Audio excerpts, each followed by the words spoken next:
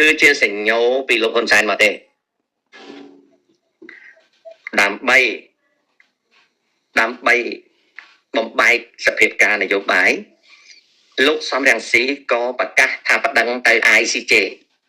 រឿងសៀមឆ្លៀនពៀនការបដិងទៅ ICJ រឿងសៀមឆ្លៀនពៀនគឺចង់ឲ្យសៀមស្អប់ខ្មែរនៅស្រុកថៃបើខ្មែរណា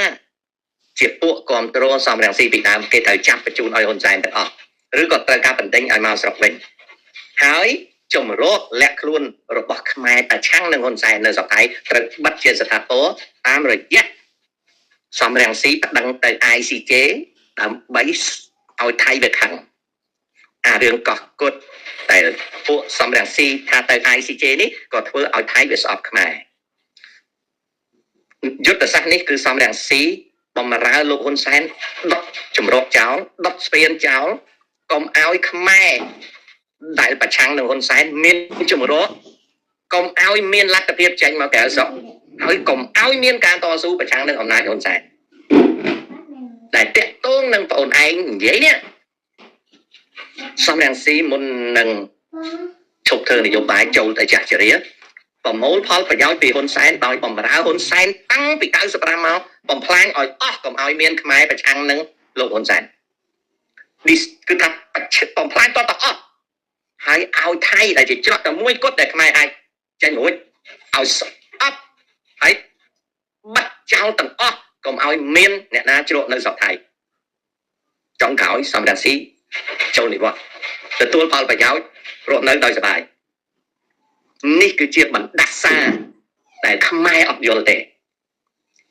ដែលមនុស្សគ្រប់គ្រងសំរងស៊ីសំបីតែសំអានក៏អត់យល់ផងមូសុខក៏អត់យល់ផងស្ដាប់តើនេះបងប្អូនស្ដាប់តើនេះគឺឲ្យថៃខឹងដើម្បីបំផ្លាញឲ្យអស់កុំឲ្យថៃនឹងទាត់ចោល UNHCR អីអត់ឲ្យទទួលខ្មែរសុំការជ្រកកោននេះទៀតទេខ្មែរលែងមានច្រកចាញ់ហើយខ្មែរណាក៏ដោយតែរត់ទៅស្រុកសៀមគឺត្រូវគេចាប់គេបញ្ជូនឲ្យហ៊ុនសែនហ៊ុនសែនអត់ខ្លាចខ្មែរក្នុងស្រុកបះបោទេហ៊ុនសែនឲ្យសំរងស៊ីបំផ្លាញឲ្យអស់កុំឲ្យមានខ្មែរក្រៅស្រុកណាចូលស្រុកថៃយកថៃជាទីជំរកដើម្បីប្រឆាំងគាត់ក្បាច់នេះខ្ញុំមើលឃើញយូរហើយតែបងប្អូនប្រហែលជាមើលមិនឃើញដូចខ្ញុំទេបងប្អូនមើលឃើញតែសំរងស៊ីនេះគឺជាមនុស្សប្រឆាំងខ្ញុំឃើញសំរងស៊ីនេះជាបាវបំរើនយោបាយលោកហ៊ុនសែនហើយលោកហ៊ុនសែននេះតាមមើលទៅគាត់ព្រមជាមួយសៀមក៏ប៉ុន្តែឥឡូវហ្នឹងអត់ទាន់ព្រមទាំងអស់ទេមកអំពីគាត់កំពុងតែស្ដារសភាពការឲ្យខ្មែរនិងប្រជាជននៅកម្ពុជាហ្នឹងជឿថាគាត់ខ្លាំងជឿថាសន្តិភាពគាត់អ្នកឲ្យជឿថាគាត់ឈ្នះសៀមតែតាមខ្ញុំតាមដានមើលគាត់នឹងព្រមជាមួយសៀមតែពេលគាត់ព្រមហ្នឹងគាត់ត្រូវរៀបចំយ៉ាងណាឲ្យខ្មែរឃើញថាកូនគាត់ហ៊ុនម៉ាណែតហ្នឹងជាតួឯកហើយនយោបាយរបស់គាត់ហ្នឹងធ្វើឲ្យខ្មែរយល់ឃើញថាជានយោបាយឈ្នះសៀមបញ្ហាដែលវាមិនទាន់ដោះស្រាយគ្នាហ្នឹងមិនមែនមានន័យថាគេមិនធ្វើទេគេធ្វើហើយគេធ្វើរាល់ថ្ងៃហ្នឹងអញ្ចឹងហើយបានជាអានយោបាយស្ងៀមមិនស្ងាត់មិនស្ងៀមហ្នឹងពិតមែនគឺព្រមជាមួយថៃអ្វីដែលលំបាកចំពោះលោកហ៊ុនសែនហ្នឹងគឺភាសាតាកបីអីហ្នឹងណាឬក៏ដៃជុំវិញព្រះវិហារអីហ្នឹងឬក៏រឿងស្អីដូចជាប្រៃច័ន្ទជោគជ័យអូបិជនអីហ្នឹងវាលំបាកបន្តិចតែអាបណ្ដោយព្រំដែន800គីឡូម៉ែត្រហ្នឹងគេធ្វើជាមួយគ្នាព្រមបានច្រើនហើយអារឿងផែនទីជារឿងអាចឆ្កែទេការដែលនិយាយថាផែនទីនឹងសៀមឯកតោវារឿងគេភូតទេកម្ពុជាព្រមជាមួយគេថាធ្វើផែនទីថ្មីហើយកម្ពុជាព្រមជាមួយសៀមធ្វើផែនទីថ្មីដូចធ្វើជាមួយយួនដែរអញ្ចឹងអាផែនទីសៀមអាផែនទី200,000អីអានឹងគាត់តែជាលេសទេនៅពេលដែលហ៊ុនសែនគាត់ចាប់ក្បាលមីក្រូហ្វូនហ្នឹងណាគាត់ផ្ញើសារខុសគ្នាអ្វីដែលគាត់និយាយមួយចំនួនសម្រាប់ខ្មែរស្ដាប់មួយចំនួនទៀតសម្រាប់សៀមស្ដាប់ជាល្បិចកលនយោបាយដែលធ្វើទេ trongក្រោយគឺព្រមជាមួយគ្នាអញ្ចឹងបើសិនជាអ្នកណាសួរខ្ញុំថាតើកម្ពុជានិងថៃឡង់ទៅច្បាំងធំនេះអត់ទេ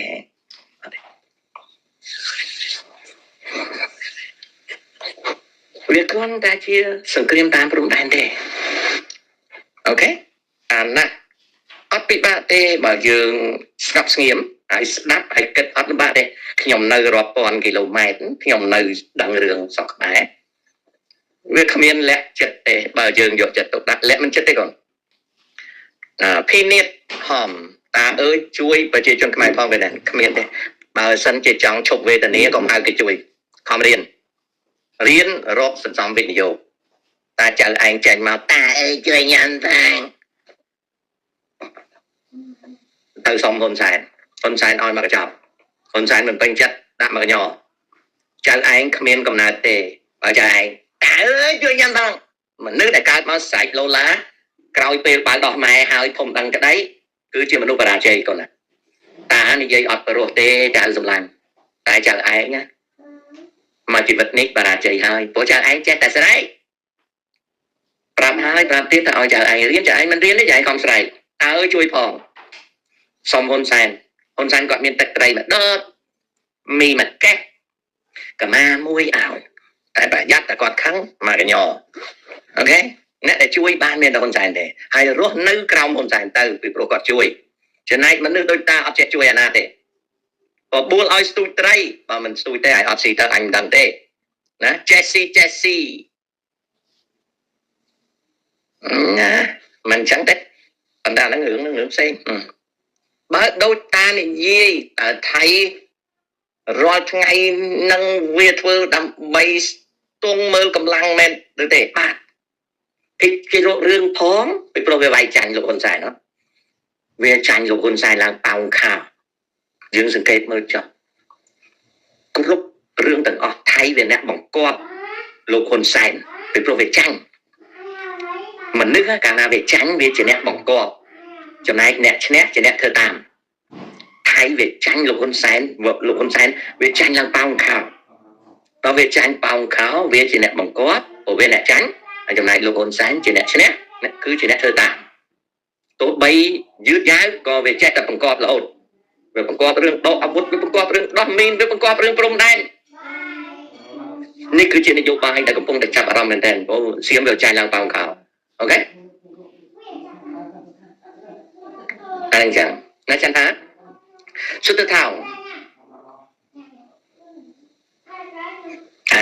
ដឹងក៏ដឹងតែគិតតែមែនតែកុំចេះជឿណាធំក្នុងលោកនេះបើយើងមិនហូតទេកុំសង្ឃឹមស៊ីស្រួលត្រឹមត្រូវតាមជារីលោកតាតើគិតថាគាត់ស្ដាប់លោកតានេះអត់ទេគាត់មិនស្ដាប់ទេគាត់ស្ដាប់តែកថាទេឥឡូវលឺសូរតែកថាមួយទៅធ្វើទស្សនកិច្ចនៅព្រៃសបោកប្រាស់ដីធ្លីគេអាហ្នឹងមិនដឹងពិតមិនពិតទេណាលឺសូរចឹងថាមី66មន្ត្រីក្របលពៅមានន័យដូចដាច់ខ្ញុំអត់យល់ដែរតែមិនចាំបាច់យល់ព្រោះដឹងថាវាអត់បានការ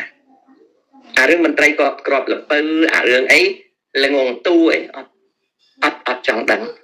ពាក្យថាល្ងងទូក៏ខ្ញុំមិនយល់ច្បាស់ទេហើយពាក្យថាមន្ត្រីក្របលពៅក៏ខ្ញុំយល់មិនច្បាស់ដែរប៉ុន្តែខ្ញុំអត់ចង់ដឹងណាចឹងសួរខ្ញុំឆ្លើយមិនរួចទេណា Mascot infrastructure ចិនសាហាវជាងអឺរ៉ុបឆ្ងាយណាស់ប្រជាជនក៏ពូកែទៀត Mascot ប្រជាជនពិតជាពូកែណាចំណែក infrastructure ចិនពិតជាអស្ចារ្យគ្រាន់តែហេដ្ឋារចនាសម្ព័ន្ធចិនវាក្រោមអាយុ50ឆ្នាំ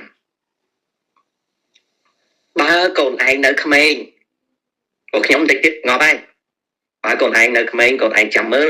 តើក្រោយពេលដែលសំណង់នីមួយបានដល់អាយុ50ឆ្នាំឆ្លងឆ្នាំទី50ហើយតើសំណង់អស់នោះវាមានលបឿនដែលតម្រូវឲ្យជួសជុលលឿនប៉ុណ្ណាតម្រូវឲ្យខ្ញុំដូចជាឃើញស្ពានមួយដែលទើបនឹងដាក់ឲ្យប្រើទេវាក៏បាក់ខ្លួនវាធ្លាក់មកដី ដែលខាងរដ្ឋាភិបាលនៅក្នុងតំបន់ហ្នឹងគេថាមកពីដីវាបាក់ពីដីភ្នំអ្នកវិភាគបានយកវីដេអូមកមើលវាអត់បាក់ដីភ្នំទេវាមិនមែនមកពីដីភ្នំវាបាក់ទេគឺវាបាក់នឹងកស្ពានហ្នឹងហ្មងឥឡូវបាក់តិចណាមានសំណង់រាប់ពាន់កន្លែងដែលសាងសង់ហើយត្រូវបោះបង់ចោលម៉ាស្កតអត់បានឃើញទេព្រោះកូនឯងទៅស្រុកចិនកូនឯងមានដើរច្រើនទេណាកូនឯងដើរតែតិចតួចហើយកូនឯងដើរតែក្រុងតែកូនឯងមានតែមើលឆ្ងាយណាអញ្ចឹងផែនការសំណង់រាប់ពាន់កន្លែងដែលសង់ហើយត្រូវបោះបង់ចោលបន្ទាប់មកទៀតសំណង់ដែលសង់ហើយមិនទាន់ចប់សពគ្រប់ត្រូវបោះបង់ចោលរាប់ម៉ឺនកន្លែងដែលចង់និយាយអំពីសំណង់នេះមិនមែនសំណង់ឯកជនទេមិនមែនសំណង់ពាណិជ្ជកម្មទេមិនមែនសំណង់ឧស្សាហកម្មទេអត់និយាយទេគឺនិយាយអំពីសំណង់របស់រដ្ឋាភិបាលថ្នាក់ជាតិនិងរដ្ឋាភិបាលថ្នាក់ក្រោមជាតិចិនរាប់ម៉ឺនកន្លែងសង់មិនចាប់ទេរាប់ម៉ឺនកន្លែងហើយរាប់ពាន់កន្លែងសង់ចាប់ហើយបោះបង់ចោលឲ្យឧទាហរណ៍មួយណាម៉ាស្កាត់បើម៉ាស្កាត់ជិះរថភ្លើងលឿនរបស់ចិនគឺអស្ចារ្យហើយជួយយល់ដឹងណាអូខេណាអរគុណមិត្តទូរទស្សន៍រូបភាពហ្នឹងគេយកទៅវិភាគដោយអ្នកឯកទេសវាមិនមែនបាក់ដោយសារបាក់ដីភ្នំហ្នឹងទេគឺសំណង់ហ្នឹងវាដួលជាមួយគ្នាដោយសារជើងសំណង់នៅកសំណង់ហ្នឹងវាជាសំណង់ដែលសិក្សាផ្នែកវិស្វកម្មអត់ត្រឹមត្រូវអូខេណាអាហ្នឹងអញ្ចឹងតាមមើលទូរទស្សន៍មិនមែនខ្ញុំអ្នកនិយាយទេគឺអ្នកដែលគេជាឯកទេសខាងវិស្វកម្មហើយគេដឹងរឿងប្រវត្តិនៃស្ពានហ្នឹងតាំងពីដើមពួកហ្នឹងចិនទេណាហើយពួកហ្នឹងនៅក្នុងស្រុកចិនទៅទៀតខ្ញុំនិយាយតាមគេនិយាយតែគេមកហ្នឹងអញ្ចឹងណាចំណែកខ្ញុំមិនខ្វល់ទេពីពួកខ្ញុំដឹងតែវាបាក់ច្រើនហើយស្ពានដែលបាក់ធំតែលំលាយហ្នឹងវាមានច្រើនគ្រាន់តែគេមិនផ្សាយអញ្ចឹងខ្ញុំគាត់លើកឧទាហរណ៍ឲ្យទេអូខេមិនមែនខ្ញុំអ្នកថាទេខ្ញុំយកពាក្យគេមកទេណាបើមិត្តទូលទោះឯងជាវិស្វករជំនាញខាងស្ថាបត្យកម្មហើយធ្លាប់មានពិសោធន៍សំណង់ធំអាហ្នឹងខ្ញុំក៏ទទួលយកមកពិចារណាដែរណាតែបើសិនជាគ្មានជំនាញខាងហ្នឹងទេអាហ្នឹងគ្រាន់តែយើងមើលឃើញនឹងភ្នែកណាកូនអាហ្នឹងអញ្ចឹងត្រឡប់ទៅម៉ាស្កាត់វិញតើស្ថានីយ៍រថភ្លើងលបឿនលឿនដែលសាងសង់ហើយបើកបានពី3ឆ្នាំបាត់វិញទុកចោលឲ្យដុះស្មៅប្រមាណពាន់កន្លែងហើយពិតទេដែលហេដ្ឋារចនាសម្ព័ន្ធហ្នឹងវាល្អដូចយើងមើលឃើញមានន័យថាការសិក្សាអំពី feasibility ដែលគេហៅថា feasibility study ហ្នឹងវាខុសបន្តទៅទៀតម៉ាស្កាត់ទំនប់ Three God Dam ដែលខ្ញុំហៅថាទំនប់នៅតំបន់ច្រមុះ3ដែលជាមហាទំនប់ធំជាងគេបំផុតកាត់ទន្លេយ៉ាងស៊ីម៉ាស្កាត់ឯងដឹងថាឥឡូវនេះកំពុងតែចាប់ដើមវាយទេដែលវិស្វករចិនកំពុងតែសិក្សាថាតើជួសជុលវាយ៉ាងម៉េចអាមហាទំនប់មួយកាត់យ៉ាងស៊ីឈ្មោះ Three God Dam ណាហើយម៉ាស្កាត់ឯងមានដឹងស្ពានហុងកុងជូហៃ Bridge ទេដែលមានបណ្ដោយដូចប្រមាណនេះអានឹងបណ្ដោយប្រមាណទេអានឹងបណ្ដោយប្រមាណទេអាហុងកុងជូហៃ Bridge ហ្នឹងមើលទៅរកមើលបន្តិចមើល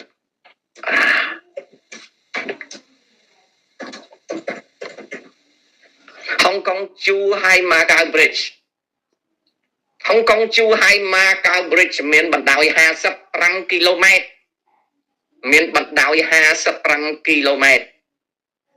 ណាមានបណ្ដោយ55គីឡូម៉ែត្រដែលបានសាងសង់អស់ទឹកប្រាក់20,000 លានដុល្លារ$20 billionបានសង់រួចហើយបានដាក់ឲ្យប្រើប្រាស់មុនសម័យកូវីដរហូតដល់ពេលនេះប្រាក់ចំណូលថ្លៃរថយន្តបើក កាត់ស្ពានហ្នឹងពីហុងកុងជូហៃម៉ាកៅហ្នឹងអត់គ្រប់ថ្លៃជួសជុលថែទាំនិងចំណាយលើបុគ្គលិកទេដោយសាររថយន្តហុងកុងនិងរថយន្តដីគោកមិនចូលចិត្តធ្វើដំណើរបានសេចក្តីថាហុងកុងជូហៃម៉ាកៅស្ពានហុងកុងជូហៃម៉ាកៅហើយគេហៅថាមហាស្ថាបត្យកម្មដែលគ្មាននៅក្នុងពិភពលោក$20,000 លាន$20,000 លានណា$7,000 លានត្រូវចាយទៅលើស្ពានអូខេឥឡូវនេះរដ្ឋស្វយ័តហុងកុងកំពុងតែជាប់បំណុលពីព្រោះលុយដែលខ្ចីគេយកមកចូលរួមសាងសង់ហើយស្ពានហ្នឹងត្រូវបង់ការប្រាក់អត់មានលុយគ្រប់ចំណែកខាងជូហៃដូចគ្នាអត់រលុយបានពីព្រោះរថយន្តទាំងហុងកុងទៅដីគោកមកហុងកុងអត់ចូលចិត្តបើកលើស្ពានហ្នឹងនេះគឺជាមហាស្ថាបត្យកម្មដែលសិក្សាខុសសិក្សាខុសអូខេឃើញទេអានឹងអញ្ចឹងបងប្អូនសិក្សាខុសណាត្រឡប់មកទៀតនៅក្នុងភាគនេះខ្ញុំបញ្យល់ហើយគឺថាប្រទេសថៃគេកំពុងតែរវល់នយោបាយអនុទិនកំពុងតែរវល់នយោបាយគេទុកឲ្យតែហ៊ានថៃរករឿងលោកហ៊ុនសែនអានឹងអញ្ចឹងណា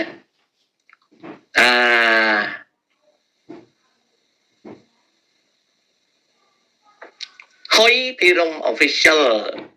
ជាមួយបរិបទសង្គមកម្ពុជាសប្តាហ៍តើគួរដាក់ទុនវិនិយោគខាងអ្វីល្អទៅអាចទ្រាំទ្រនឹងកែប្រែប្រួលសេដ្ឋកិច្ចបានវិនិយោគនៅកម្ពុជាខ្ញុំឆ្លើយមិនរួចទេពីព្រោះកំពុងតែប្រែប្រួលដីចុះថោកសំណង់ផ្ទះសម្បែងកំពុងតែដួលរលំscammer កំពុងតែរុករៀនទន្ទ្រានរីឯ cryptocurrency នៅកម្ពុជា online investment គឺសត្វតែជាការបោកប្រាស់